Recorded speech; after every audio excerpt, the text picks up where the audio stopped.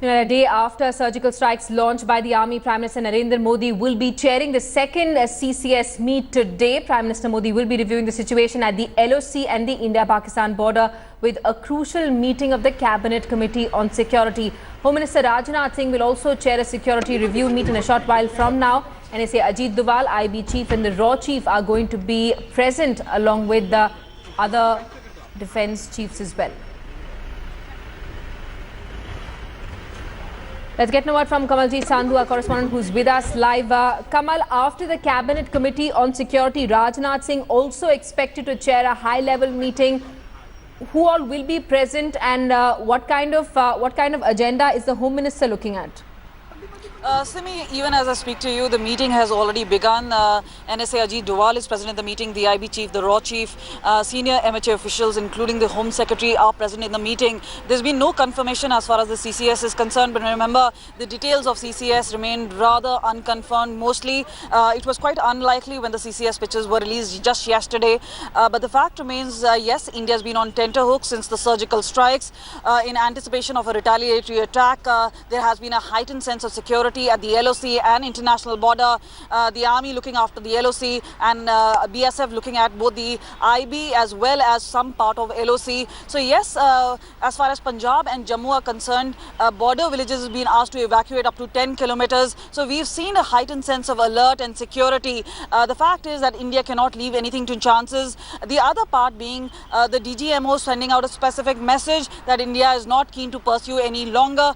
They've chosen their targets, they have demolished their targets, and thereafter they say we are not interested in furthering this entire incident. But the fact remains, they'll really have to wait and see as to what Pakistan can react. Now, they have built a wall of denial, right. But yes, our sources are clearly pointing out that the process of burying the body of the terrorist has already begun deep inside the LoC. The other part being, we haven't heard from terror organizations like Hafiz Saeed or that of Maulana Masood Asar. But remember, today is Friday, today is a big day in Pakistan, and perhaps some sort of reaction could come after, especially high-level meetings taking place even in Islamabad.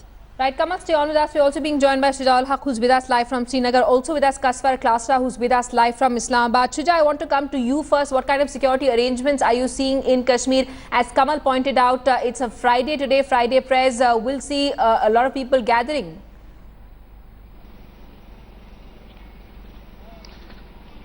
Well, that's right, Simi. In fact, we've already been seeing a lot of tension in Kashmir Valley for past more than 2.5 months, and Fridays are always crucial. But today it comes after this big development that has taken place yesterday. After the announcement of that strike by Indian side. So it'll have to be very, most of the security agencies are keeping their fingers crossed and hoping that no untoward incident happens. Most of the parts in the valley are anyway, observing bans for last more than 2.5 months, and there are certain areas where restrictions have been imposed on the movement of the people. So that is one, aspect of it.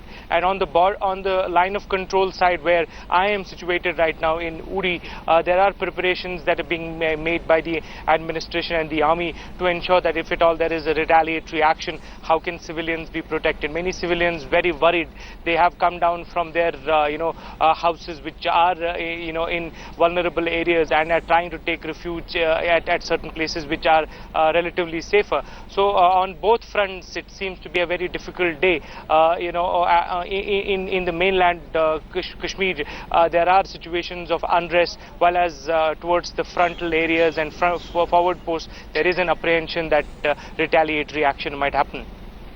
Right, Shuja, stay on with us. Let's also get a word from Kaswar, who's with us live from Islamabad. Kaswar, a high-level meeting, I believe, is underway in Islamabad with the Army Chief and Nawaz Sharif, the Prime Minister, chairing a high-level meeting. Meanwhile, certain unmanned aerial vehicles have been spotted on the Pakistani side of the border in Rajasthan.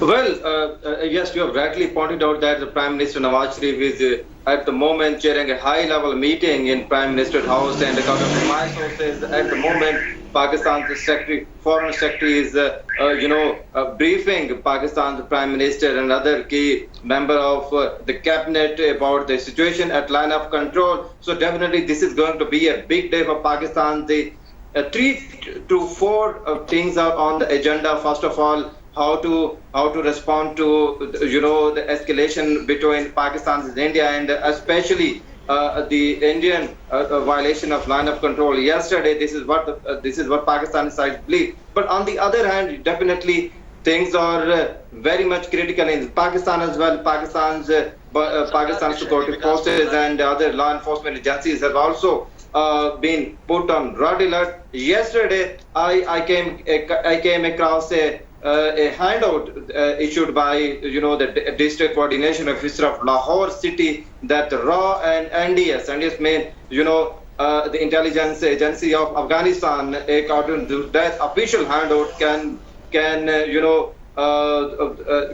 put on carnage here in Lahore as well. Right. Definitely, the Pakistan side is high red alert, and at the border side, Pakistan security forces have widened the things as well. Right, we still have Kamaljeet, who's with us live from outside the Home Ministry. Rajnath Singh expected to chair a high-level meeting there. Thanks so much, Kamal, Shuja and Kaswar. We're going to keep coming back to you for more developments. In fact, we're getting another update